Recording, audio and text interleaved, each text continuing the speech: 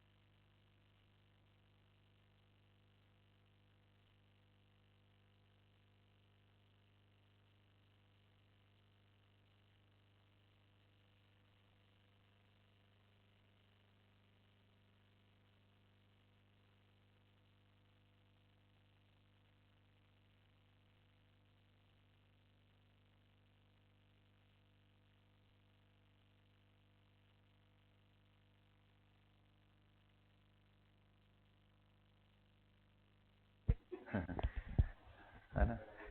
आओ चलो। सो अगर आरएफ ग्रेटर देन आरबी हो गया, फॉरवर्ड ग्रेटर देन बैकवर्ड हो गया, तो ऐसे केस में क्या होगा? Reaction will shift in forward direction.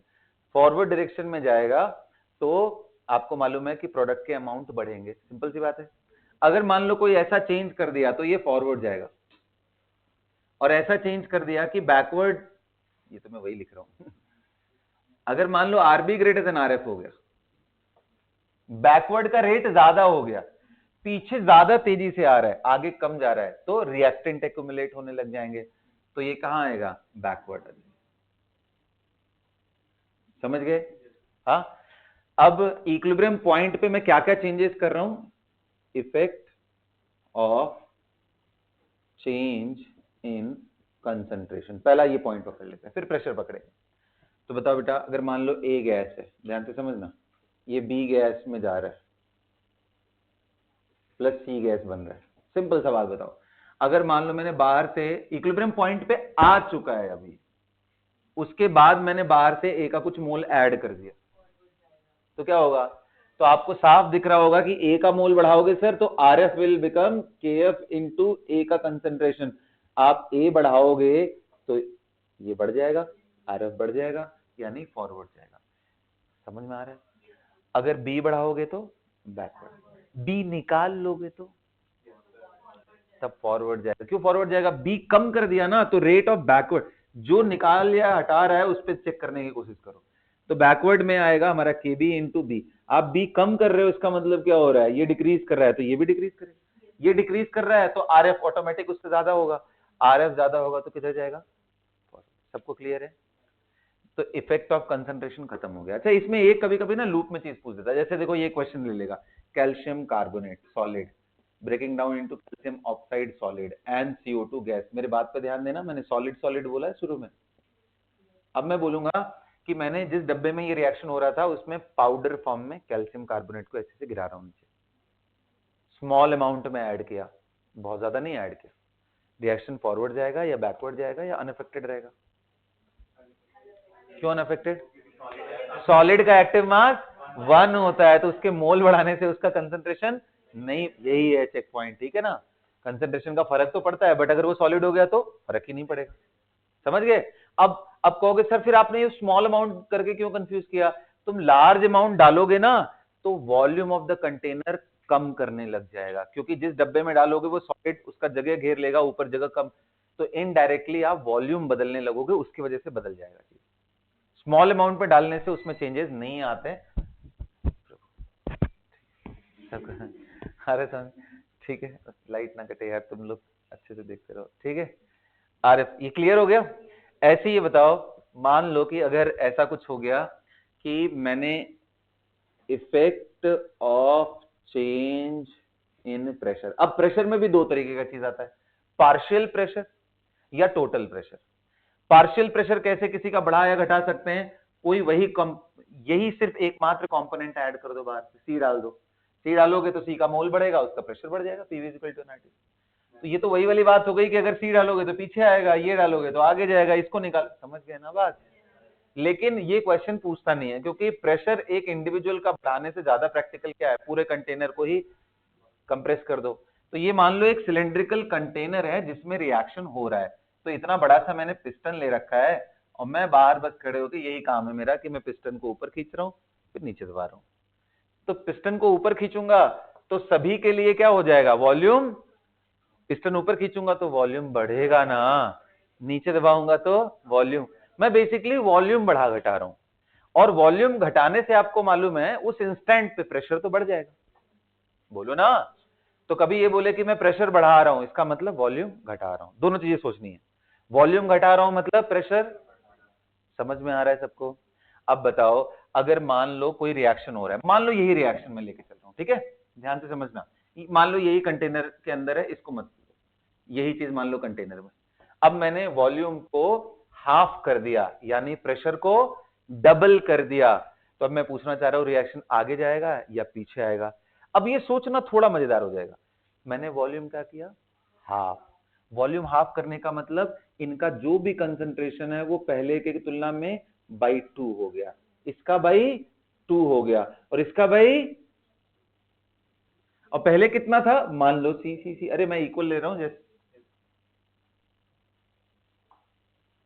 तो अब कितने लोग कह रहे हैं आरएफ जो पहले था अगर वो आर नॉट था तो अब आरएफ क्या हो चुका होगा, आर नॉट बाई 2, क्योंकि भाई कंसंट्रेशन ऑफ ए आपने हाफ कर दिया तो रेट भी हाफ हो जाएगा। Volume, sorry sorry sir, concentration क्या हो गया हमारा, वॉल्यूम हाफ किया है क्या मैंने, वॉल्यूम हाफ किया था प्रेशर, अच्छा वॉल्यूम हाफ किया था तो कंसंट्रेशन 2C हो जाएगा, बिल्कुल सही, गलत ठीक है, कंसंट्रेशन सबका डबल, तो कितने लोग कह रहे हैं फिर रेट कितना हो जाएगा 2R0। अच्छा आरबी भी कितने लोग कह रहे हैं पहले R0 रहा होगा क्योंकि इक्विलिब्रियम था, दोनों बराबर ही होंगे, लेकिन आरबी में, आरबी के एक्सप्रेशन में कितने लोग कह रहे हैं कि दो चीजें आएंगी सर, के बी इंटू बी इंटू सी, कितने लोग कह रहे हैं यहां भी डबल हुआ और ये भी डबल हुआ तो ये 4 टाइम्स ऑफ R0 हो जाएगा। इसलिए मैंने एक स्टेटमेंट याद करवाया, जिधर गैस के पार्टिकल ज्यादा हो कोई भी चेंज करने का फर्क उधर ज्यादा पड़ता है, तो इसका मतलब प्रोडक्ट साइड ज्यादा पार्टिकल थे, तो देखो ना मल्टीप्लाई हो रहा है यहां पे। सो अगर तुमने वॉल्यूम हाफ किया यानी कंसंट्रेशन डबल किया तो कंसंट्रेशन यहां पे डबल इंटू डबल, और यहां पे सिर्फ डबल हुआ, इधर 4 टाइम्स बढ़ गया, इधर ये 4 टाइम्स कंसंट्रेशन बढ़ाओगे तो रिएक्शन 4 टाइम्स पीछे आएगा और ये 2 टाइम्स ही आगे जाएगा, तो नेट में ये कहां आ रहा है, बैकवर्ड। अब देखो इसी को ऐसे याद करवाया जाता है कि प्रेशर बढ़ाने पे या वॉल्यूम घटाने पे रिएक्शन उधर की तरफ जाता है जिधर गैसेस के मोल कम हो, प्रेशर बढ़ाने पे या वॉल्यूम घटाने पे रिएक्शन उधर की तरफ जाता है जिधर गैसेस के मोल कम। अब यही देखो ना बाबा, इधर ज्यादा रेट बढ़ गया ना तो ये बैकवर्ड ही आ रहा है, बैकवर्ड में 1 मोल है, फॉरवर्ड में 2 मोल है। इसको ली चैटलियर्स प्रिंसिपल के स्टेटमेंट से कैसे समझेंगे, एलसीपी हमेशा बोलता है कोई रिएक्शन हमेशा चाहता है कि वो इक्विलिब्रियम मेंटेन करके चले, सो जो भी आप चेंजेस बाहर से कर रहे हो उसको मिटिगेट करने की कोशिश करता है, कम करने की कोशिश करता है, डेसिमाइज करने की कोशिश करता है, तो उसके हिसाब से सोचो। जैसे मान लो मैंने प्रेशर बढ़ा दिया तो रिएक्शन क्या करेगा, प्रेशर को कम करेगा। प्रेशर कम कैसे हो सकता है, मोल कम कर ले। मोल कैसे कम हो सकता है, जब फॉरवर्ड वाली चीज पीछे आएगी तो दो पार्टिकल एक पार्टिकल में बदलेगा तो प्रेशर कम हो जाएगा। समझ में आ रहा है ना? तो उनके स्टेटमेंट से भी ये चीज आता है। तो क्लियर हो गया, ये सब चीजें हो जाएंगी ना। देखो मैं तुम्हें रेट से इसलिए समझा रहा हूं कि रेट से किसी चीज को टारगेट करने का मतलब आप केमिकल काइनेटिक्स से शुरू कर रहे हो और रटने का कोई कोशिश नहीं कर रहे हो। आपका एक साथ मल्टीपल बेनिफिट हो रहा है, क्योंकि बहुत ज्यादा दिमाग नहीं लगाना है। आरएफ आरबी का एक्सप्रेशन सबको लिखने आता है, उसके बाद प्रेशर बढ़ने घटने का क्या मतलब वो भी सबको समझ में आता है। तो रटना क्यों किसी स्टेटमेंट को, भाई हम वैल्यू रख रख करके चेक कर लेंगे कि हमारा क्या आ रहा है। बस ये समझना है कि रिएक्शन पहले ही कहां पे है, इक्विलिब्रियम पॉइंट पे है। अब हम चेंजेस कर रहे हैं तो किधर जाएगा, ये समझ में आ रहा है सबको। मान लो बेटा ये रिएक्शन, तो इफेक्ट ऑफ प्रेशर भी खत्म हो गया। क्या समझ में आया, प्रेशर बढ़ाओगे तो किधर जाएगा रिएक्शन, फॉरवर्ड बैकवर्ड नहीं। यहां तो ये देखना पड़ेगा ना रिएक्शन कैसा है। अरे जिधर मोल कम हुए गैसेस के उधर ही जाएगा। पी बढ़ाओ या वॉल्यूम घटाओगे तो रिएक्शन किधर की तरफ जाएगा, हाँ लेसर मोल्स की तरफ जाएगा। रटना ही है तो यही स्टेटमेंट याद करो, वरना जरूरत नहीं। ठीक है, कर लोगे तो अच्छी बात है। समझ करके रटना भी है तो समझ करके, कभी अगर हम कंफ्यूज हुए तो बेसिक पॉइंट पकड़ के निकाल ले जाए। लॉजिकल है ना, कुछ रटने का जरूरत नहीं है।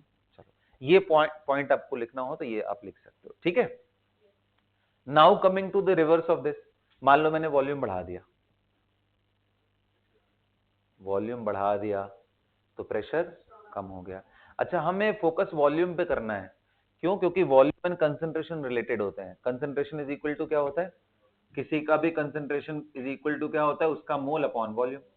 आपने वॉल्यूम बढ़ाया तो कंसंट्रेशन कम हो गया, यही ना। प्रेशर घटाने का मतलब वॉल्यूम बढ़ा दिया, वॉल्यूम बढ़ गया तो कंसंट्रेशन कम हो गया। कंसंट्रेशन इधर भी कम हुआ, इधर भी कम हुआ, इधर भी कम हुआ। रेट में किसके ज्यादा फर्क आएगा, जिधर पार्टिकल ज्यादा हो, क्योंकि कम इंटू कम इज और कम हो गया। ठीक है ना, 1/2 इंटू 1/2 विल बिकम 1/4। तो ये R0/4 हो गया, जबकि ये R0/, डिक्रीज इसका भी रेट हुआ है, डिक्रीज इसका भी, लेकिन ये ज्यादा डिक्रीज कर गया। तो जिधर पार्टिकल ज्यादा होते हैं, इसीलिए मैं बोल रहा हूं उस साइड में फर्क ज्यादा पड़ता है, क्योंकि मल्टीप्लाई होता है। ठीक है, तो बताओ अगर तुमने प्रेशर घटा दिया या वॉल्यूम बढ़ा दिया तो रिएक्शन किधर की तरफ जाएगा, किधर की तरफ, जिधर पार्टिकल ज्यादा हो, गैसेस पार्टिकल ज्यादा हो।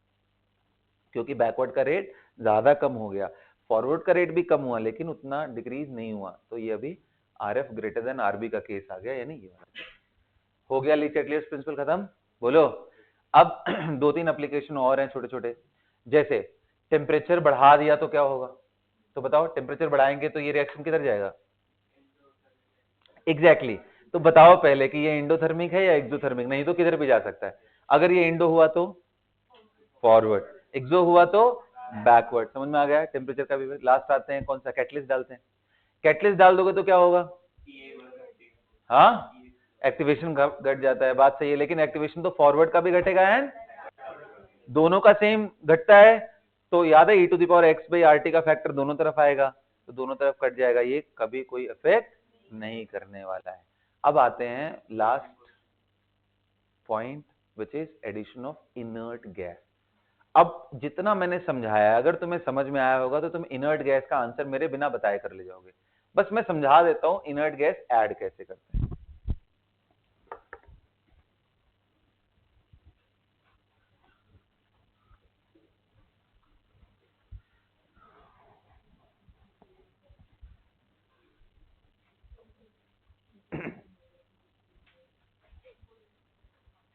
इनर्ट गैस ऐड कैसे करते हैं, देखो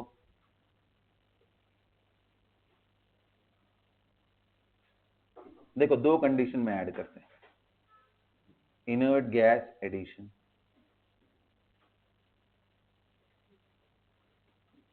eight constant pressure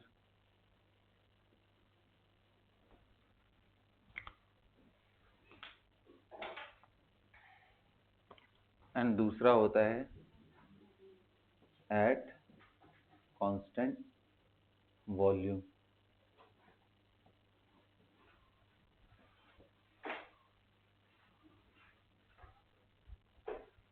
inert gas at addition at constant pressure and at constant volume. आ जाओ मैं बात करता हूं इसका। ये क्या बोल रहा है कि जैसे एक रिएक्शन मान लो PCl5 मैंने लिया है, PCl3 प्लस Cl2 एक डब्बे में हो रहा है। अब इसने ये बोला कि इसने ऐड कर रहा है, ऐड तो दोनों में ही कर रहा है, क्या ऐड कर रहा है, कोई इनर्ट गैस। अच्छा बेटा, इनर्ट गैस हीलियम है, नियॉन है, हो ही सकता है, लेकिन पता है इस रिएक्शन के लिए नाइट्रोजन पे इनर्ट गैस की तरह काम, क्योंकि नाइट्रोजन का बॉन्ड एनर्जी इतना ज्यादा है इनसे रिएक्ट। समझ में आ गया? तो N2 भी ले तो एक ही बात है, ऐसा नहीं है कि इनर्ट गैस ही होना चाहिए, वो उस रिएक्शन के लिए इनर्ट होना चाहिए। N2 भेजोगे तो ये रिएक्शन नहीं करेगा, मतलब इनर्ट की तरह। अब मैंने बोला है कांस्टेंट प्रेशर है, सोचो कितने आयरनी, प्रेशर कैसे कांस्टेंट हो सकता है? आप कोई मोल ऐड करोगे तो प्रेशर तो बढ़ेगा। प्रेशर कांस्टेंट तभी हो सकता है जब जितना आप ऐड कर रहे हो उस रेशियो में आप वॉल्यूम को बढ़ाओगे, तभी P is equal to nRT by. आप मोल बढ़ा रहे हो, अगर वॉल्यूम बढ़ाओगे उसी रेशियो में तो जाकर के क्या। मुझे बताओ, अगर मैं inert gas eight constant pressure डाल रहा हूं तो कंटेनर का वॉल्यूम, बताओ ये रिएक्शन किधर जाएगा? सोच करके बताना है बहुत बढ़िया से। ये रिएक्शन किधर जाएगा? फॉरवर्ड जाएगा, बैकवर्ड जाएगा? सोच करके बताओ पूरा लॉजिक के साथ।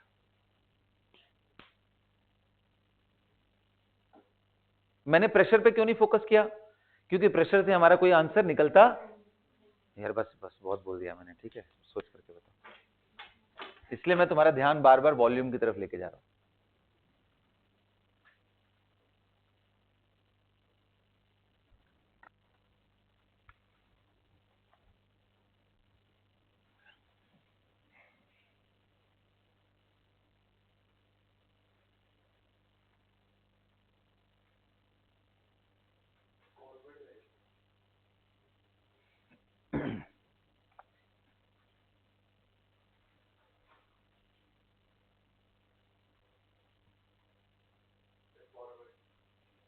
आओ ये बताओ, जब इनर्ट गैस ऐड करोगे, ध्यान से सुनो, इनर्ट गैस ऐड करोगे, सुन रहे हो मेरी बात?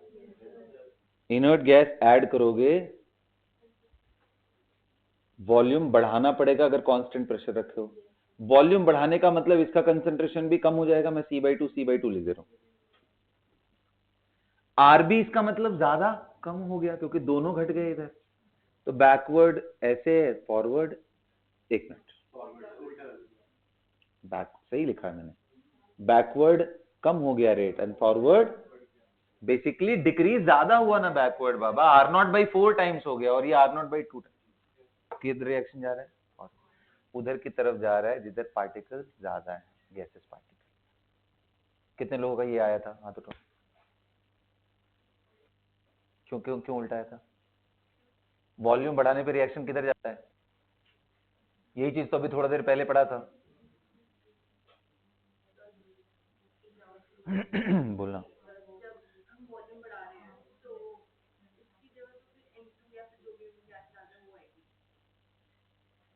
अच्छा, ओके ओके ओके। देखो उसके दिमाग में क्या चल रहा है कि सर जब आप कंटेनर का वॉल्यूम बढ़ाओगे तो बेसिकली वॉल्यूम तो N2 ऑक्युपाई करेगा ना, ये सब गैसेस तो अपनी जगह जहां है वहीं रहेंगे। तो बेटा एक डब्बे में ना, चाहे तुम A गैस डाल दो, B गैस डाल दो, C गैस डाल दो, ऐसा नहीं होता है A इतने दूर रहेगा, B बाकी इतने दूर रहेगा और C इतने दूर रहेगा, ऐसा नहीं होता है। गैसेस पूरे कंटेनर में फैल के रहते हैं। होता है कभी कभी ये सब, इस तरह की चीजें आती हैं दिमाग में। समझ में आया ना? गैस है वो तो पूरा एक्सपैंड होते रहेगा।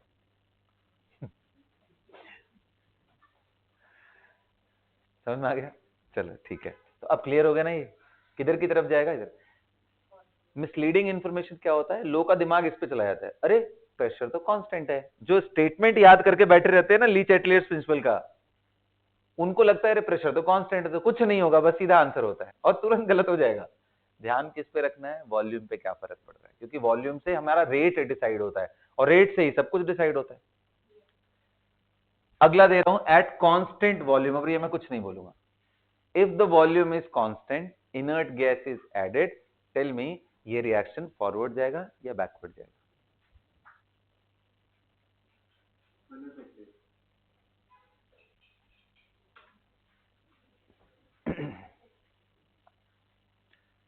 If inert gas is added at constant volume, reaction forward जाएगा या बैकवर्ड आएगा या अनअफेक्टेड रहेगा।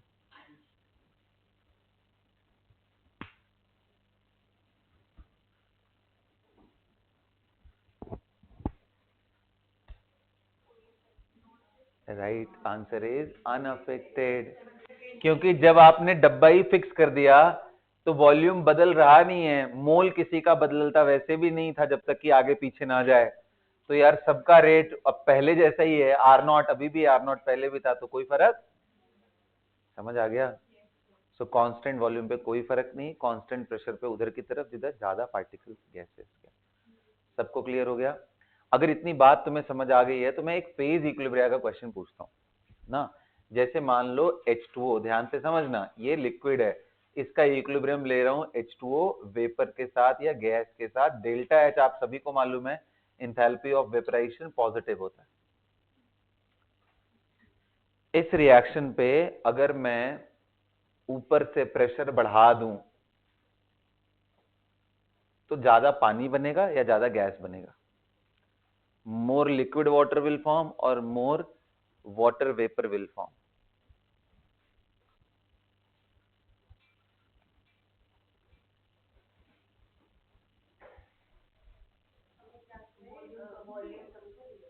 हाँ जी, मैंने वॉल्यूम कम कर दिया, यानी प्रेशर ऊपर से बढ़ा रहा हूं।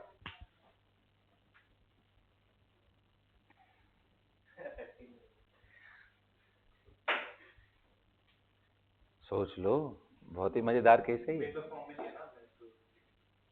मैंने बोला ये इक्विलिब्रियम है, इसका मतलब डब्बे के अंदर अगर देखना चाहते हो, तुम्हारा बहुत मन है तो देखो एक बार, पहले डायग्राम तो बनाओ यार।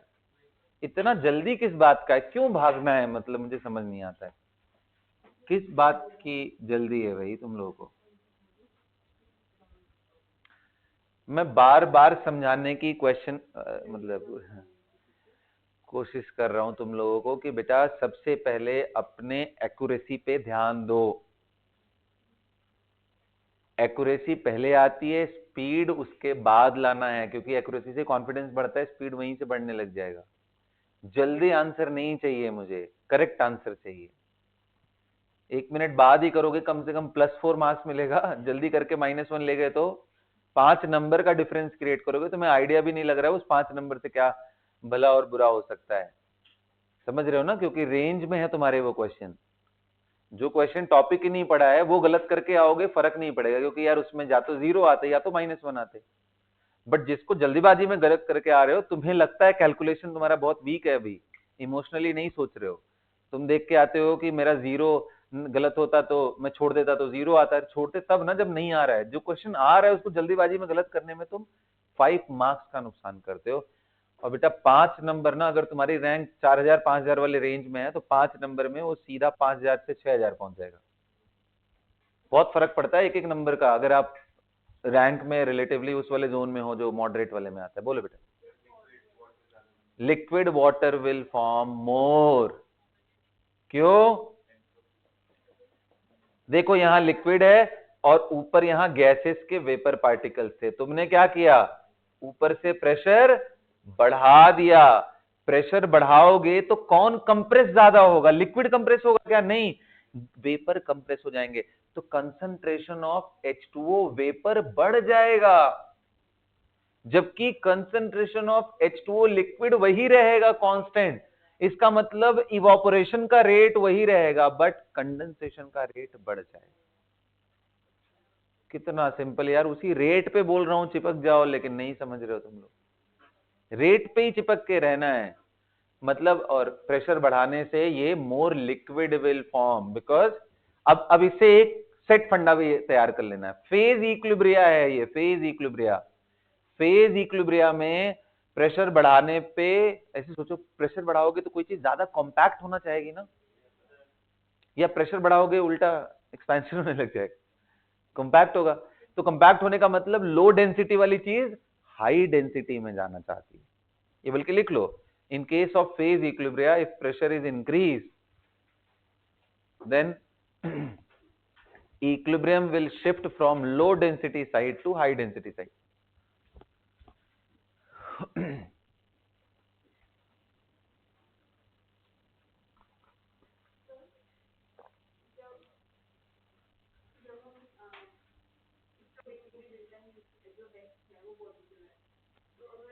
टेम्परेचर नहीं बढ़ा रहा हूँ बाबा, प्रेशर सिर्फ बढ़ा रहा हूँ। टेम्परेचर बढ़ जाता है ना, यही तो तुम लोग के दिमाग में कहा क्या भर गया है मुझे समझ नहीं आता। टेम्परेचर अगर अनअफेक्टेड रखना है तो तुम अगर वॉल्यूम बढ़ा रहे हो या प्रेशर बढ़ा रहे हो तो उसके हिसाब से ये 3 वेरिएबल आपस में एडजस्ट होकर चौथे को अनअफेक्टेड कर सकते हैं। क्या सिर्फ यही 2 वेरिएबल है कि प्रेशर बढ़ाया तो टेम्परेचर बढ़ेगा ही, तब बढ़ेगा जब एन एन वी सेम रहे, एन वी सेम रहे क्या तब फिर तो वो तो रिएक्शन कराने वाले की प्रॉब्लम है कि वो कैसे टेम्परेचर सेम रखता है, बट रिएक्शन के ड्यूरेशन में टेम्परेचर हम मेंटेन करके चल रहे हैं। सबको समझ आया? तो एकदम सिंपल सोचोगे आंसर आ जाएगा। चलो अगर इतना ही समझ गए हो तो ये बताओ, एक मैंने सॉलिड सल्फर लिया और उससे लिक्विड सल्फर बना रहा हूं,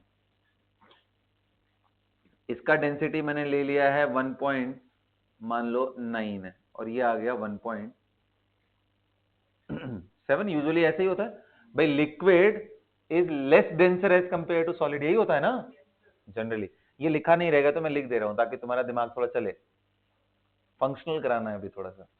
अब बताओ, मैं प्रेशर बढ़ाऊंगा तो मोर लिक्विड विल फॉर्म और मोर सॉलिड विल फॉर्म, फर्क पड़ेगा इसका, समझो।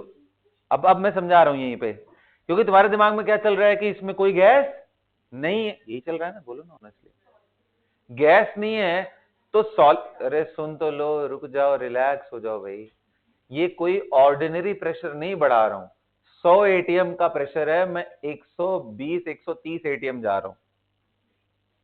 इस लेवल पे जब प्रेशर बढ़ाते घटाते हैं तो सॉलिड में भी फर्क आ जाता है, लिक्विड में भी फर्क आ जाता है उनके। तो इसलिए मैंने एक लाइन का तुम्हें स्टेटमेंट दिया भाई, उधर से उधर की तरफ चेंज होगा, जिधर लो डेंसिटी है प्रेशर बढ़ाने पे हमेशा लो डेंसिटी विल बिकम, मतलब ये इधर से इधर आएगा, मोर सॉलिड विल फॉर्म।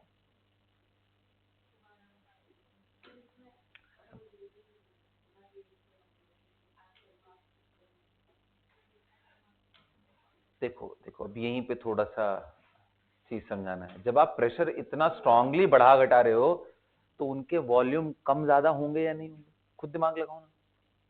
जब प्रेशर बहुत ज्यादा बढ़ाओगे, अरे it is not of the order of, तुमने मतलब ऐसे वाटर रखा हुआ था उसके ऊपर 4-5 हाथी चढ़ा दिए तो थोड़ा तो कंप्रेस होगा, अरे बहुत माइन्यूट लेवल पे कंप्रेस तो होगा ना बेटा, तो कंप्रेस होगा तो उसके कंसेंट्रेशन में फर्क नहीं आएगा, आएगा कर।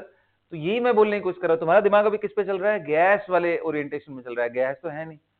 तो मैं ये कहना चाह रहा हूं कि जो पैरामीटर यूजुअली कांस्टेंट रहते हैं वो बदल जाएंगे। यूजुअली क्या कांस्टेंट रहता है, सॉलिड का डेंसिटी, लिक्विड का डेंसिटी, यहां डेंसिटी बदलने लग जाएगी तो ये इधर की तरफ आने लग जाएंगे। सिंपल सा है कि प्रेशर बढ़ाने पे लो डेंसिटी से हाई डेंसिटी की तरफ चीजें जाएंगी, मोर सॉलिड सल्फर विल फॉर्म। लेकिन यही चीज अगर मैं H2O आइस पे करूं, आइस लिक्विड इक्विलिब्रिया, तब मजेदार चीज ये आता है, क्योंकि आप सबको मालूम है आइस की डेंसिटी लो डेंसिटी होती और इसकी डेंसिटी, अब इसमें बढ़ाओगे तो more liquid will form, not more solid. इसलिए रटना नहीं है, समझना है कि भाई लो डेंसिटी से हाई डेंसिटी की तरफ चीजें जाती हैं और यहां हमें मालूम है कि डेंसिटी किसका लो है किसका हाई है। आइस फ्लोट करता है ना वाटर के ऊपर, उसकी डेंसिटी कम होती है। तो ये पहली बार ऐसा होगा कि प्रेशर बढ़ा रहे हो और सॉलिड नहीं बल्कि उल्टा लिक्विड की तरफ जाता जाता है, समझ गए? क्या हुआ बोलो, समझ में आ गया, सारा चीज क्लियर हो गया? So we are done with chemical equilibrium. आ जाओ अब आयनिक के क्वेश्चन स्ट्रेट अवे स्टार्ट करते हैं, ठीक है?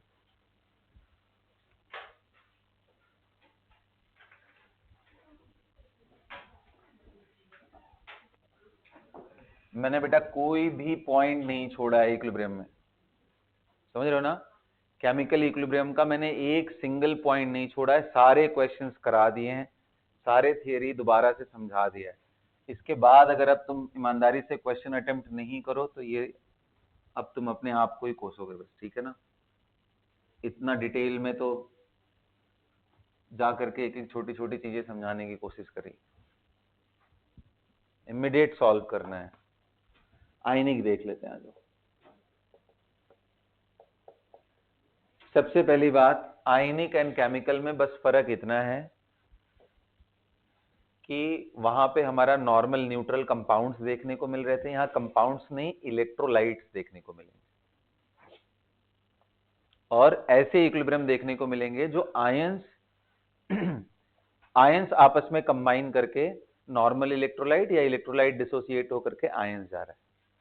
तो इसके अंदर कुछ इस तरह के इक्विलिब्रियम मिलेंगे, जैसे कि तुमने वाटर, प्योर वाटर ले लिया तो ये आयोनाइज हो रहा है H+N OH-, क्योंकि सारा अपना रिएक्शन तुम कहां करा रहे होते हो, एक्वस सॉल्यूशन में, तो ये इक्विलिब्रियम तो रहता ही है। इसके बाद पता चला तुमने एसिटिक एसिड को पानी में डाल दिया तो ये एसिटेट आयन बन जाएगा और अपना H+ उसको दे देगा H3+, ये इक्विलिब्रियम देखने को मिलेगा। या कई बार इसी चीज को हम लोग ऐसे लिखते हैं CH3COOH H+ आयन एक्वस, ठीक है। आपको ऐसे इक्विलिब्रियम देखने को मिलेंगे, AgCl सॉलिड था, पानी में डाल दिया तो ये Ag+ एक्वस बन गया, NCl- एक्वस बन गया। ठीक है, एक तरफ आयंस ही आयंस दिखाई देंगे, दूसरे तरफ आपको इस तरह के कंपाउंड दिखाई। इक्विलिब्रियम में बस फर्क एक तो ये मिलेगा। दूसरा क्या फर्क मिलेगा, इनके इक्विलिब्रियम कांस्टेंट बहुत ही अजीबोगरीब मिलते हैं। नॉर्मली हमें क्या मिलता था, हमें मिलता था भाई K = 4 ले लो, 3 ले लो, 10 ले लो, 15 ले लो, 200। यहां पता है कितना मिलेगा, इसका इक्विलिब्रियम कांस्टेंट मिल गया, पता चला ऑफ द ऑर्डर ऑफ 10⁻⁻15। इसका इक्विलिब्रियम कांस्टेंट मिल गया तुम्हें ऑफ द ऑर्डर ऑफ 10⁻⁵ मान लो। इसका इक्विलिब्रियम कांस्टेंट तुम्हें AgCl का पता चल गया कि इक्विलिब्रियम कांस्टेंट 10⁻⁻10 मिल गया। ऐसे वियर्ड से वैल्यूज मिलेंगे बहुत नेगेटिव पावर में, यानी इक्विलिब्रियम कांस्टेंट बहुत ही छोटा हो गया। या कभी कभी इसका ठीक उल्टा कर दे, कितने समझदार लोगों को लगता है कि अगर आप उल्टा कर दोगे तो इक्विलिब्रियम कांस्टेंट 1 हो जाता है। नहीं, अरे क्या ये बताने की जरूरत है? देखो 3 प्रॉपर्टी याद कर जाओ। अगर कोई A से B हो रहा है, उस रिएक्शन का अगर इक्विलिब्रियम कांस्टेंट K है तो B से A होगा तो 1/K हो जाएगा, ये पहली प्रॉपर्टी। अगर A से B का इक्विलिब्रियम कांस्टेंट K है तो 2A से 2B अगर हो गया तो इक्विलिब्रियम कांस्टेंट K² हो जाता है।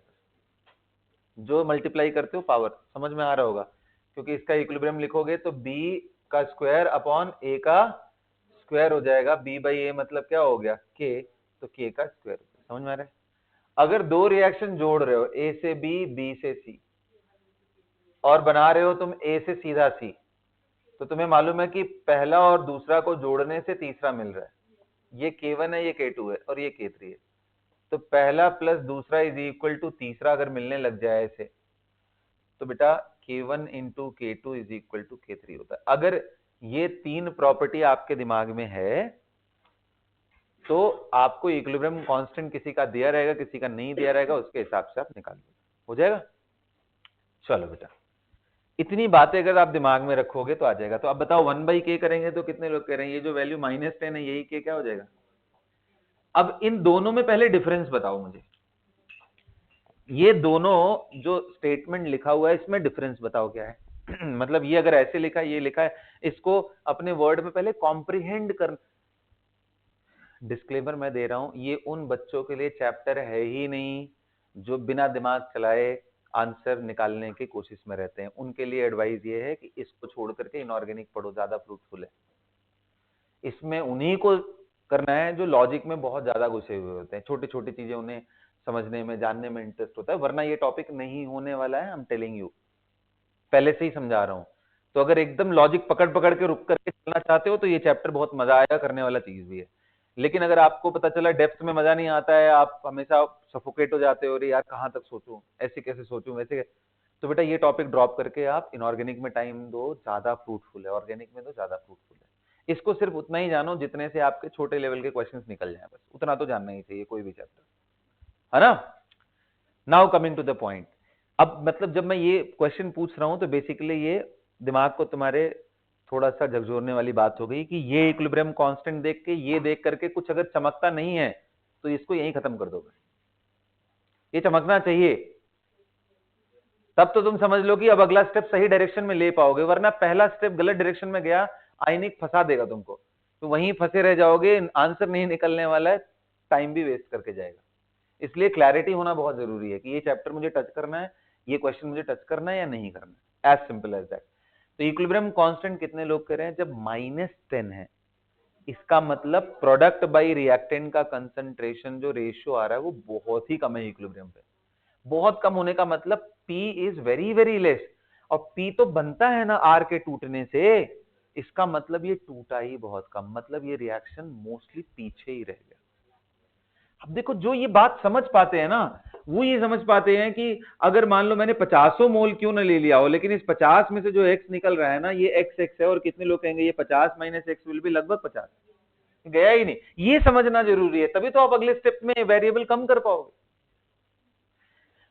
और इस जगह पे अगर मैं ये मान लो मैं ये 2 मोल ले लूं और ये 3 मोल ले लूं, तो कितने लोग कह रहे हैं ये रिएक्शन तो यार इतना ज्यादा इसका इक्विलिब्रियम कांस्टेंट है कि जितना रिएक्टेंट लिया है लगभग सारा खत्म हो गया। सारा खत्म तो हो गया है, सारा खत्म होने का मतलब लिमिटिंग रिएजेंट के हिसाब से खत्म करो भाई। इसका 3 मोल इसके 2 मोल से थोड़ी ना रिएक्ट करेगा, इसका 3 मोल इसके 3 से रिएक्ट करेगा, सिमिलरली इसका 2 इसके, मतलब बेटा अगर 2 गायब हुआ तो ये कितना बना 2, ये बच गया 0, लेकिन ये तो बना रहेगा ना 1। अगर आप रिएक्शन को इस लेवल पे देखना शुरू कर दोगे तो आयनिक इजी हो जाएगा। आप इसको बिना देखे हर बार वही लगाओगे, a naught - x is equal to x and x into x, ये तो कोई भी गधा कर लेगा यार, इसको लिखने में क्या है, ये तो पहला स्टेप ही होता है। आप शुरू यहां कर लिए और उसके बाद यहीं परेशान हो, अब क्या करें, मल्टीप्लाई करें, क्वाड्रेटिक सॉल्व करें। ऐसे करना हो तो भाई साहब मैं एडवाइस करूंगा, don't attempt this chapter, leave that. आप अगर यहां सोचना शुरू कर सकते हो, इतना एनालिटिकल दिमाग शुरू में ही लगा सकते हो, तब तो आपके लिए चैप्टर है, वरना ये चैप्टर आपके लिए नहीं है। I might be sounding little bitter, little arrogant also, but this is fact I am telling you. ठीक है, तुम्हारा टाइम सेव करने के लिए बता रहा हूं। तो कुछ टेस्टिंग क्वेश्चन देखते हैं फिर। Okay, are you guys ready for this? चलो ठीक है, इतना ही थियरी था पता है इस चैप्टर के लिए, ये जो मैंने अभी समझाया था। इसके बाद एप्लीकेशन, आज एक टेस्ट क्वेश्चन दे करके देखते हैं। अच्छा, उससे पहले एक छोटी सी चीज और जो बहुत इंपॉर्टेंट है, वो मैं फिर से रिवाइज कराऊंगा, क्योंकि केमिकल इक्विलिब्रियम में मैंने तुम्हें बहुत समझाया था इस बात को, डिफरेंस बिटवीन रिवर्सिबल एंड,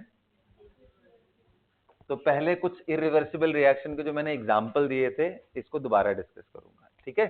क्योंकि मैंने बात किया है ये इलेक्ट्रोलाइट है। इलेक्ट्रोलाइट दुनिया में कितने तरह के होते हैं? 2 तरह के। कौन कौन से इलेक्ट्रोलाइट होता है? वीक इलेक्ट्रोलाइट, और क्या होता है? Strong electrolyte. इलेक्ट्रोलाइट क्या होते हैं भाई? जो पानी में डालने पे आयन फर्निश करे, ये कोवेलेंट भी हो सकता है, आयनिक भी हो सकता है। अब स्ट्रॉन्ग इलेक्ट्रोलाइट, भाई इलेक्ट्रोलाइट है बट बाय नेचर वो या तो एसिड होगा, या तो बेस होगा, या तो सॉल्ट होगा। अब सॉल्ट में भी कैटेगरीज आती हैं, एसिडिक सॉल्ट है, बेसिक सॉल्ट है, एम्फीप्रोटिक एनायन रखा है क्या, लेकिन जनरल।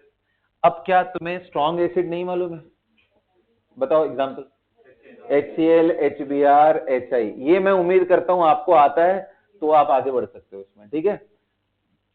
H2SO4 समझ में आ रहा है? ओके, चलो यहां वीक एसिड बताओ। अरे एक ऐसे देखा, HCl, HBr, HI तो हाइड्रा एसिड के 3 सबसे स्ट्रॉन्ग होते हैं, और ऑक्सी एसिड हो जाए तो मोर देन 2 टर्मिनल ऑक्सीजन आने चाहिए, जैसे H2SO4 में, HClO4 में है ना, ये सब पावरफुल एसिड है। समझ में आ रहा है? बेस में स्ट्रॉन्ग बताओ। हाँ, NaOH, KOH, dot dot dot, caesium hydroxide. और कौन है, लिस्ट पूरी बताओ। लिथियम हाइड्रोक्साइड को भी इसी में रखो ना, पूरी लिस्ट बताओ। और कौन है? अमोनिया से इतना पिटाई होगा ना, इतना पिटाई होगा दिव्यांश, समझ में आया? अमोनिया का कौन सा बेस बताओ, अमोनिया से रिलेटेड? Ammonium hydroxide. फिर उसके केबी का वैल्यू हमने ऑर्गेनिक में लिखा हुआ था यार, बोला था डेटा याद रखो, ये सब काम आता है। हाँ वो चलेगा, कोई दिक्कत नहीं है, that you can consider. NaNH2 strong base. मैं हाइड्रोक्साइड की बात कर रहा हूँ, क्यों इंटरेस्टेड हूँ हाइड्रोक्साइड में पता है? मैं उस स्पीशीज में ज्यादा इंटरेस्टेड हूँ जो पानी के अंदर पहले ही उसके डिसोसिएशन से आता है। और पानी के अंदर कौन आता है? H plus NOH। इसलिए मेरा इंटरेस्ट ज्यादातर इसमें है कि बेस कौन है जो OH माइनस दे रहा हो, एसिड कौन है जो H प्लस दे रहा हो। मेरा क्यों नहीं दिमाग लुईस एसिड पे और इन सब पे जा रहा है। कंप्लीट करो पहले। MgOH वोल्टोइस इज नॉट, सुधर जाओ। हाँ, calcium hydroxide you can consider strontium hydroxide. Magnesium hydroxide is a weak base, इसके अलावा नहीं वीक बेस है बेटा, दोनों में नहीं। MgOH वोल्टोइस is a weak base and beryllium hydroxide is amphoteric, ये तो बेस भी नहीं है बेसिकली। और इसके अलावा दुनिया में इतने के अलावा, कितना छोटा लिस्ट है यार स्ट्रॉन्ग बेस का, इसके अलावा जितने भी हैं सब वीक है। अब वीक बेस में मैं अगर नाम आपको याद करवाऊं तो मेटालिक बेस में यही सब आएंगे, मैग्नीशियम हाइड्रोक्साइड, आपका आयरन का हाइड्रोक्साइड ना। अब अगर ये सब वीक बेस के एग्जांपल है और डॉट डॉट डॉट बहुत बड़ी लिस्ट है, लेकिन कितने लोग कह रहे हैं ये बेस सर अलग तरीके का बेस है जो सॉलिड फॉर्म में कैप्सूल के फॉर्म में मिलता है। लेकिन एक बेस है नाइट्रोजिनस कंपाउंड, अमोनिया वाटर का सोल्यूशन ले लो, ये भी बेसिक होता है। और ये बेस ऐसा है जो काम का है, मतलब इसमें कोई सॉलिड कंपोनेंट नहीं है। अमोनिया गैस होता है, ये लिक्विड है, ये दोनों मिलकर के एक एक्वस सॉल्यूशन बना लेंगे। तो हम इसके बारे में ज्यादा पढ़ते हैं, नाइट्रोजिनस बेस। यही ऑर्गेनिक में भी इतना दुनिया भर के ऑर्गेनिक बेसिस पढ़ा दिए हैं मैंने तुम लोग को, 1 degree 2 degree 3 degree amine, aniline, pyridine, इतने सारे पढ़ाए हैं, वो सब इसी कैटेगरी में आएंगे, यही वाले, वो इसी को पढ़ना है हमें। सो वीक एसिड कौन से हैं जो इस लिस्ट में नहीं आए, कौन सा, HF आ जाएगा आपका, HCN आ जाएगा, और कितना आ जाएगा बेटा, H2SO3 आ जाएगा, H2S आ जाएगा ना, H3PO4 आ जाएगा। ध्यान देना 4 ऑक्सीजन है लेकिन डबल बॉन्ड सिर्फ एक ही है, तो वीक ही है, ये याद रखना, इमोशनल मत हो जाना यहाँ, ठीक है। ऐसे करते चले जाओ।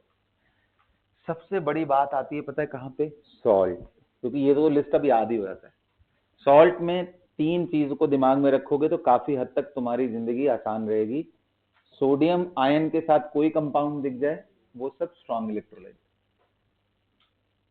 नाइट्रेट आयन के साथ कोई भी दिख जाए वो सब स्ट्रॉन्ग इलेक्ट्रोलाइट, नाइट्राइट में भी कोई भी दिख जाए स्ट्रॉन्ग इलेक्ट्रोलाइट, बस AgNO2 छोड़ देना।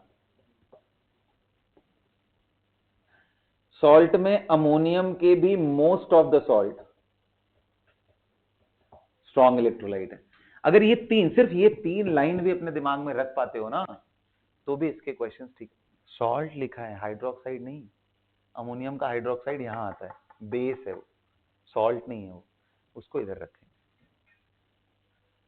सबको समझ में आ गया। अब मान लो यहां एग्जाम में बोल दे कि AgCl लिया है सॉल्ट वीक में, AgCl, तुरंत दिमाग में आना चाहिए कि अरे यार सिल्वर का तो सॉल्युबल कंपाउंड में सिर्फ यही दिख रहा है, नाइट्रेट। सिल्वर का सॉल्युबल कंपाउंड सिर्फ नाइट्रेट होता है, बाकी सब प्रेसिपिटेट के फॉर्म में। इसलिए देखो सिल्वर कहीं पे भी लेना हो सॉल्युबल फॉर्म में, AgNO3, जहां देखो कोऑर्डिनेशन से शुरू करो यहां तक आ जाओ, यही एक कंपाउंड है, बार बार दिखता है, उसके बाद भी दिमाग नहीं चलता, एग्जाम में आ गया AgNO3 फिर पता नहीं क्या सोचने लग जाते हो तुम लोग। ये समझ लेना है कि ये फ्री सिल्वर आयन देगा। सबको समझ में आ रहा है।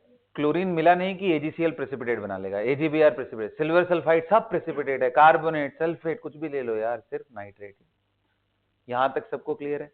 वीक अच्छा, जब मैं स्ट्रॉन्ग इलेक्ट्रोलाइट बोलता हूं तो उसका मतलब क्या है? इसका मतलब यह है कि पानी के अंदर जैसे ही आप उसको डालोगे पूरी तरीके से, मतलब ये इरिवर्सिबल रिएक्शन, आप NaOH डालोगे तो पानी, मतलब ना मैं बोलूंगा बेटा हमेशा आउटकम देखा करो। तुमने HCl पानी में डाला तो इसको मत देखो, अब ये देखो कितना H प्लस और कितना क्लोराइड आयन मिलेगा। मैंने बोल दिया मैंने 0.1 डाला है, कुछ लोगों को देखता हूं जब ना तो मुझे बहुत तकलीफ होती है, क्योंकि वो इक्विलिब्रियम इतना पढ़ चुके हैं कि हर रिएक्शन को लिखने की आदत ऐसी हो गई है, वो ऐसे लिखेंगे 0.1 minus x x n x, और यही सोचेंगे 10 मिनट, अरे यार इसका इक्विलिब्रियम कांस्टेंट तो दिया ही नहीं, अब मैं आगे सॉल्व कैसे करूं? तो जरूरत ही नहीं है इसके इक्विलिब्रियम कांस्टेंट का, क्योंकि ये क्या है, स्ट्रॉन्ग इलेक्ट्रोलाइट है। ये 0.1 माइनस एक्स को सीधा 0 करा दो और ये 0.1 बन जाएंगे, क्योंकि ये बचेगा ही नहीं। तो ये दूसरा टिप्स था आपके लिए, आयनिक इक्विलिब्रियम को क्रैक करना है तो कौन सी रिएक्शन कंप्लीट बाहर दिखाना है, किस इक्विलिब्रियम कांस्टेंट की जरूरत ही नहीं लगने वाली, याद रहेगा सबको? हाँ, अच्छा जी। अच्छा, वीक मैंने आपको एसिड बता दिया, बेस बता दिया, सॉल्ट बता दिया और ये सब चीज बता दिया कि ये इस तरह के बेवकूफी नहीं करनी। ये दे 0.2, तो आपको देखना है कि अब ये बचा ही नहीं, इसके जगह पे ये 0.2 आ गया, सॉरी Na प्लस था यहाँ पे, ये 0.2 आ गया और ये 0.2, आपको ये दिखना चाहिए at the instant it is adding, आपको ये दिखना चाहिए। अच्छा, सोल्यूशन में तो ये दोनों आ रहे हैं। क्लियर हो गया? अब इतनी बातें दिमाग में रहेंगी। अब आ जाओ, वाटर से कहानी शुरू करते हैं और कुछ प्रॉब्लम करते हैं इस पे। एक और लेक्चर लूंगा मैं आयनिक पे, ठीक है, इसके बाद ट्यूसडे वाला, that will be the last lecture on this. थोड़ा सा बस एक आइडिया लेने के लिए मैं समझा देता हूं कि ये टॉपिक इजी है। देखो, जैसे मान लो हमारा सारा डिस्कशन किस में हो रहा है, वाटर में, तो हम वाटर की भी प्रॉपर्टी जान लेते हैं। वाटर 0 से 100 के बीच में क्या होता है, लिक्विड, डेंसिटी उसका 1 ग्राम पर ml होता है। डेंसिटी 1 ग्राम पर ml है, तो कंसेंट्रेशन ऑफ H2O लिक्विड कितना होगा, 55.55 मोल पर लीटर। समझ में आ रहा है क्या सबको? 1 लीटर में 1000 ग्राम होगा, 1000 बटे में 1 लीटर करोगे, मतलब डिवाइडेड बाई 18 करोगे, मोल आ गया, मोल बाई वॉल्यूम करोगे, ठीक है।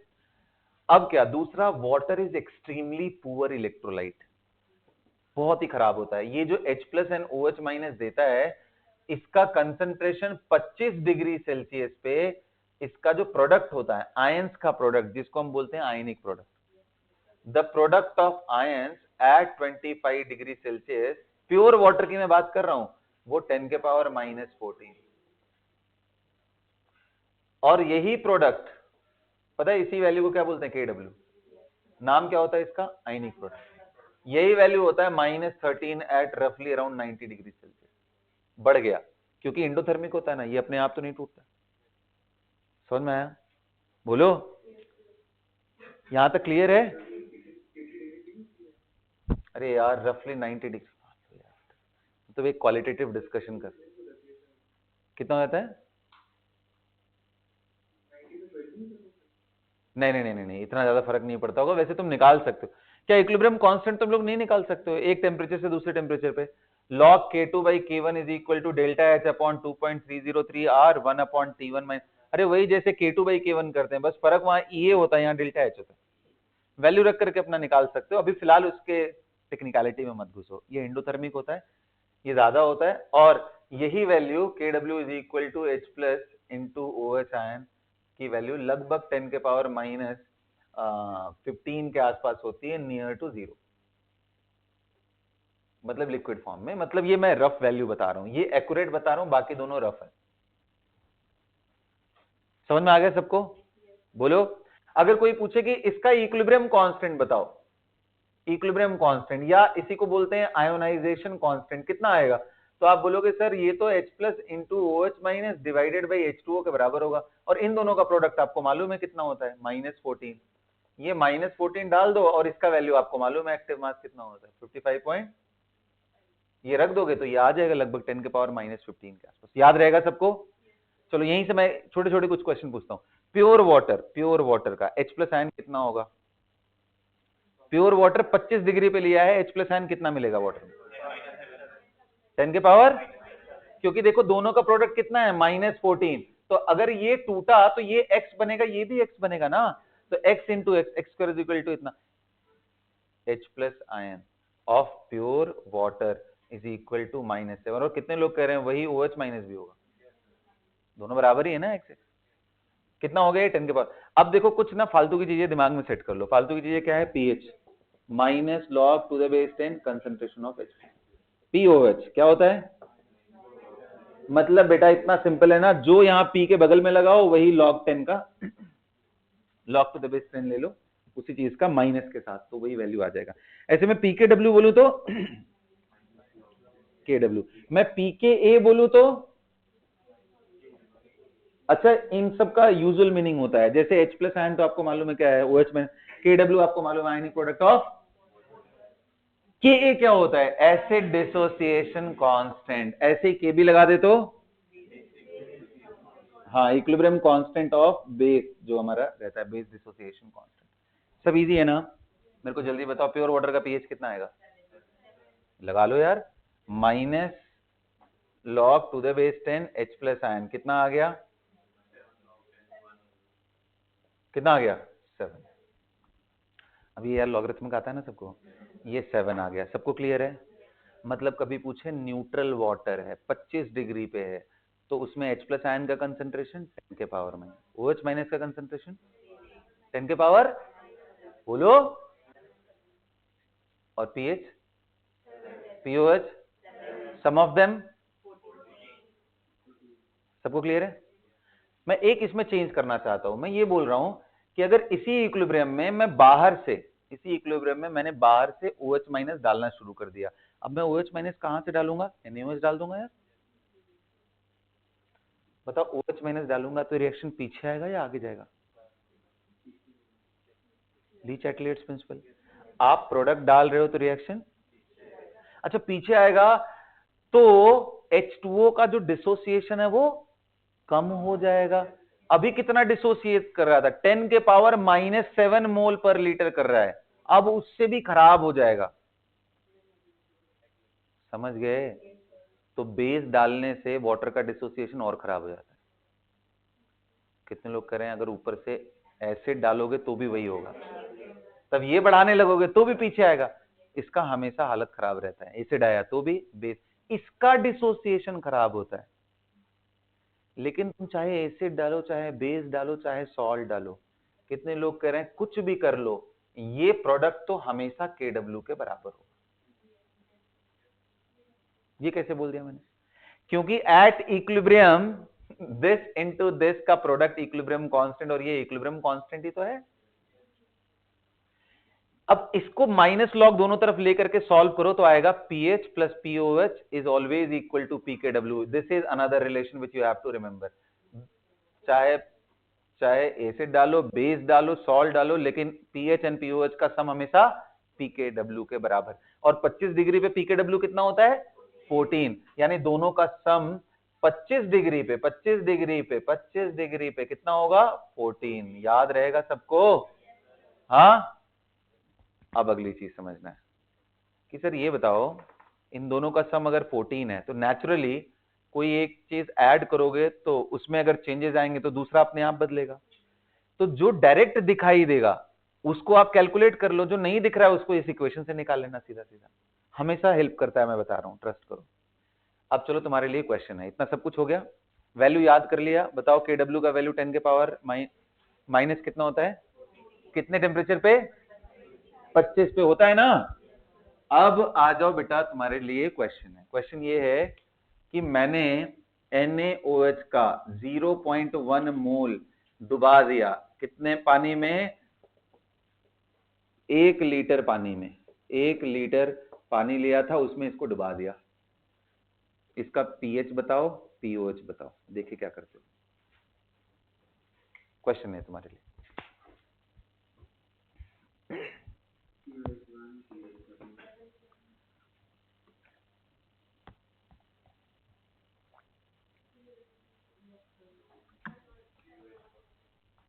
मैं बोलूंगा डायरेक्ट आंसर करने से पहले आप अपने नोटबुक में पहले लिखो, उसके बाद बोलो, ताकि सबको थोड़ा टाइम मिल जाएगा, सब सोचने लग जाएंगे फिर एटलीस्ट ना। टेक 30 सेकेंड, कम से कम 30 सेकेंड लेना, उसके बाद ही बोलना है किसी को।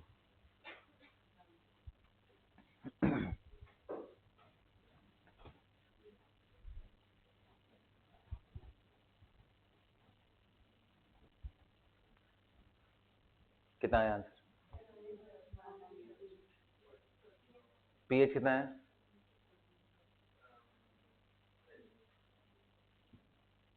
पीएच 13 आ रहा है, और पीओएच कैसे आया 13 ये, ठीक है ठीक है,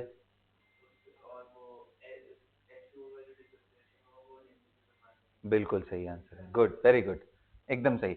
देखो आप जैसे इसको ऐड करोगे, तो मैंने बोला दिमाग इस पे नहीं होना चाहिए, दिमाग होना चाहिए इसका आउटकम क्या है। NaOH पानी में डालते ही क्या बन चुका होगा, Na+ और OH आयन, OH आयन कितना 0.1, इसका कितना, ये कैसे लिख दिया मैंने, क्योंकि ये स्ट्रॉन्ग इलेक्ट्रोलाइट है। अच्छा उसी सॉल्यूशन में तो वाटर भी है ना, और इसका इक्विलिब्रियम कांस्टेंट हमें मालूम है, और हमें ये मालूम है कि C में से ये कुछ x जाएगा तो ये XX बनेंगे, XX बनेंगे, लेकिन मैंने ऊपर से कितना डाल दिया है 0.1, तो इसका कंसंट्रेशन कितना होगा x प्लस 0. नेचुरली ये पीछे जाकर के x की वैल्यू कम कर लेगा. अब कितने लोग कह रहे हैं यही सम का वैल्यू मेरे को 0.1 लिख देना, ये कितने लोग समझ पाए हाथ उठाओ. क्योंकि x पहले जब हमने निकाला था न्यूट्रल पे तो वो था 10 के पावर -7, OH डालने पे तो ये और कम हो जाएगा. और जब और कम हो गया, अगर मान लो नहीं भी हुआ, मैं कह रहा हूं एज इट इज ऐड कर दो, तो भी यार ये 0.1 ही आएगा ना. होता तो पीछे जाता है और खराब हालत है, लेकिन तब भी इसको 0.1 लिख सकते हैं. अब जैसे ही आपने 0.1 लिखा तो कितने लोग कह रहे हैं पीओएच, तो मेरे को मिल गया minus log concentration of OH ion.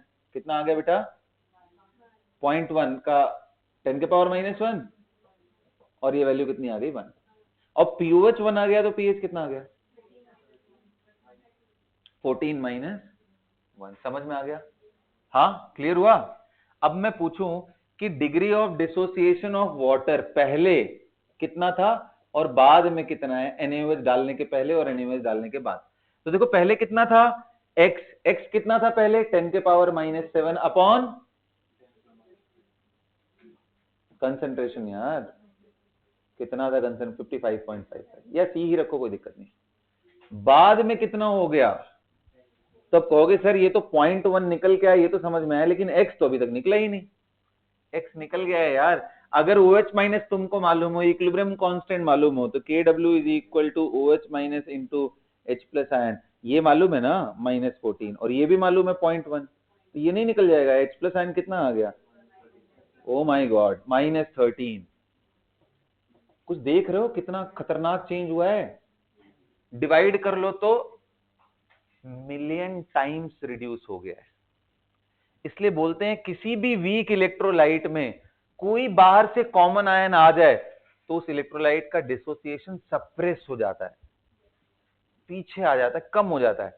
और स्ट्रॉन्ग इलेक्ट्रोलाइट आया तो ज्यादा आयंस आएंगे तो बहुत बुरी तरीके से अफेक्ट करता है. और ये देख लो इफेक्ट कितना खराब. अब जिनको इंटरेस्ट इसमें था कि ठीक है सर x तो 10 के पावर -7 नहीं होगा, लेकिन कितना होगा, तो उनके लिए आंसर यही है, कितना होगा -13. देख लो कितना खराब है. वही तो मैं बोल रहा था कि जब कॉमन आयन डालोगे तो पीछे आएगा ना. इसी को कॉमन आयन इफेक्ट भी बोलते हैं. इसी को क्या बोलते हैं, common ion. If common ion is coming from strong electrolyte, it will suppress the dissociation of weak electrolyte. यही है कॉमन आयन इफेक्ट. समझ गए ना? क्लियर हो गया ये? अब अगला क्वेश्चन ये बताओ, अगर मान लो मैंने इसमें बोल दिया होता कि पानी में मैंने HCl डाल दिया 0.1 mole is added into 1 litre of water, अब क्या आएगा पीएच? समझ में आ गया ना? अब जो मैं OH यहां लिख रहा था वही यहां पे क्या लिखूंगा. अच्छा, मैं क्लोराइड आयन को क्यों इग्नोर मार रहा हूं, क्योंकि इस इक्वेशन में उसका कोई जगह, और यही इक्विलिब्रियम का इक्वेशन था. स्ट्रॉन्ग इलेक्ट्रोलाइट है भाई, वो कि Cl- ऐसे ही पड़ा रहेगा सॉल्यूशन में, कोई टेंशन नहीं लेना. क्लियर हो गया? यही मैं अगर मान लो H2SO4 मैं बोल दूं कि मैंने ना 0.5 मोल लिया था 1 लीटर पानी में, इसका पीएच बताओ, सोच करके बोलो बाबा. H2SO4 पानी में लिया है, लिखो इसको, सॉल्व करो.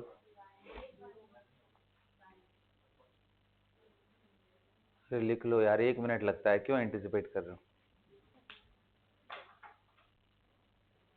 क्या आएगा आंसर, बोलो. अरे 0.5 का मतलब H2SO4 टूट के क्या बन रहा होगा 2H plus ion plus sulphate ion. ये कितना आ गया, जब आपका ये 0.5 है तो ये डबल होगा ना 1 एंड 1, और वॉल्यूम कितना है 1 लीटर, 1/1 कंसंट्रेशन 1 हो गया. सो पीएच कितना आया -log to the base 10, concentration कितना है 10 के पावर सॉरी -1 नहीं 1 है ना. सो log 1 की वैल्यू कितनी आएगी 0 आएगा. pH विल बी 0, मतलब pOH कितना है 14. एक्सेसिव एसिडिक सॉल्यूशन है, एक्सेसिव एसिडिक. समझ में आया? एक घटिया सा क्वेश्चन एक बार एग्जाम में पूछा था कि अगर पीएच का 2 यूनिट चेंज हुआ, पीएच पहले मान लो अगर 4 था अब 6 हो गया, तो concentration of H plus ion में कितने गुने का चेंज हुआ. यस, पीएच में 2 यूनिट चेंज होने का मतलब यहां पीएच 4 है, मतलब H प्लस आयन -4 है, ये H plus ion minus, ratio ले लो 100 गुने का चेंज. तो पीएच में 1 यूनिट मतलब 10 गुने का H प्लस आयन का कंसंट्रेशन चेंज होता है, तो इसलिए हल्के में नहीं लेना है। 1 यूनिट पीएच, 1 ही यूनिट तो चेंज हो रहा है सर, पर देख लो क्या हालत हो रही है। क्यों नहीं हो सकती है? अगर आप कंसंट्रेशन समहाउ 1.5 मोलर 2 मोलर बना लो तो नेगेटिव आएगा, लेकिन जब एक्सेसिव कंसंट्रेटेड हो जाता है कोई सॉल्यूशन ना, तो अगेन फिर वो रिएक्शन में उसका मोल कुछ खास चेंज, तो उसका एक्टिव मास 1 मान लेते हैं, तो पीएच फिर 0 की तरफ लेके जाते हैं। लेकिन वो थ्योरेटिकल इस तरह का कहानी बनाए तब, नहीं तो हमें जो वैल्यू देगा हम उसके हिसाब से टिक मार के आएंगे। ठीक है, so that's all for the class today everyone. Hope कि मैंने आपको एसिड बेस एटलीस्ट आयनिक को सोचना कैसे इतना सिखा दिया। अगली क्लास में प्रैक्टिस सेशन रखेंगे, उसमें बफर सीखेंगे, आयनिक के बाकी सब चीजें करेंगे, लेकिन तुम लोग शुरू कर सकते हो। ठीक है, संडे का दिन अच्छे से यूज करना। मैं एडवाइस ये करूंगा कि यहां जहां पे मैंने छोड़ा है इसके आगे आप लेक्चर्स के थ्रू प्रैक्टिस करना शुरू कर दो, क्योंकि ये थोड़ा टाइम लेता है बेटा ना। आप एक दिन में आयनिक नहीं खत्म कर पाओगे, कुछ टाइम लगेगा आपको अडॉप्ट करने में चीजों को। ठीक है, दैट्स ऑल।